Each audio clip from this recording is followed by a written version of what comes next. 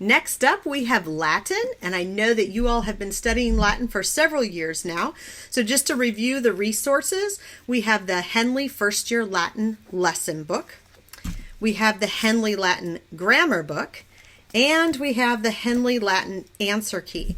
And there are other answer keys out there that have a little bit more comprehensive answers to them. So if you're interested in those, you can look up Seaton's Answer Key. That one works really well too.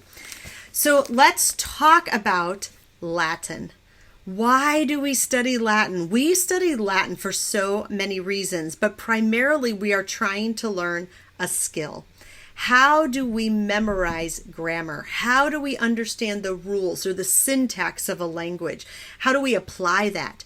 And how do we translate? And those skills will carry over to any other languages. They carry over to things like science and logic and math. So they're really valuable skills to have.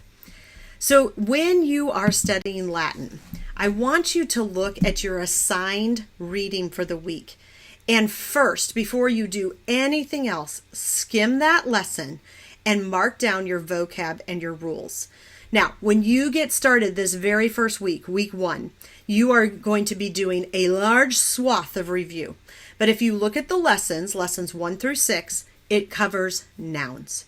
So you can go to your grammar book, and if you turn to the section on nouns, that's on page 3, then you will see that basically you're going to be reading rules 14 to 71. 14 to 71. And if I look at just the number of pages, it's not that many pages, folks. It's 10 pages of reading. So review those rules, make sure that you understand them, and then grab your lesson book or your vocab flashcards from last year and just drill your vocab. My recommendation is to spend about 20 minutes a day really working to memorize vocab and rules. The number one mistake that people make when studying Latin is to dabble in vocab and rules and spend all their time wrestling over translation. Here's the bottom line. If you flip that, and if you are consistent in your study of vocab and rules, your translations will get easier and easier. Okay, after you have spent about 20 minutes working on vocab and rules, then you want to read the lesson or the assignment for that day. So in this first week, you're going to have about 6 lessons. From there on out, you'll have 1 to 3 lessons per week, depending on the length of those lessons. So read the lesson. Pay attention to how they are applying the vocabulary and the rules that you've learned. But Latin, like every other subject in life, is not meant to be a spectator sport. You've got to get in there and do something with what you learned. So we're going to translate some sentences. Now, you all know that there are lots of exercises, and it's probably improbable that you are going to be able to complete every sentence, every exercise for every lesson that you're assigned. So you need a strategy here. And here's what I would say.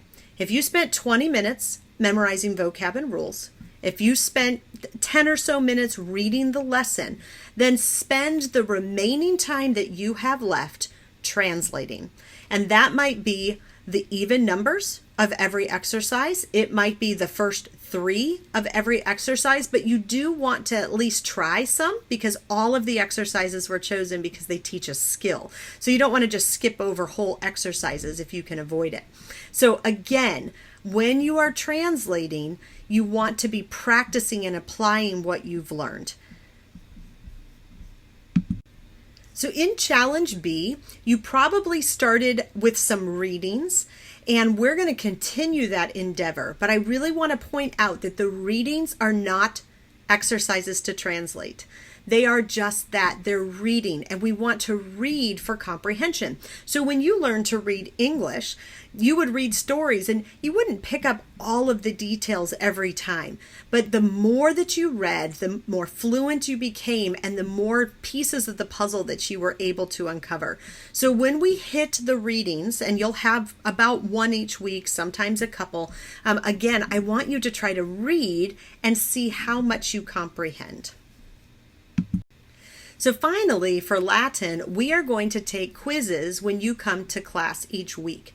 And those quizzes will cover just the lessons that you were assigned that week. So typically 1 to 3 lessons. And they will include vocab, some rules, and a few translations. Those quizzes will then also provide the material for your Blue Book exam at the end of both fall semester and spring semester. So let's talk a little bit about how you might assess your learning in Latin. So you are in high school now, and in high school you are going to earn grades. I'm going to say that again. You are going to earn grades. Your parents don't just give them out. We don't decide, hey, I really like this kiddo, so he gets an A, and yeah, this has been a tough week, you're getting a C. That's not how it works.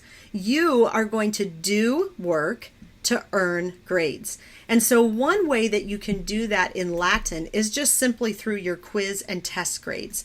That's how I will be assessing my student at home. So here is an example of a grade record book.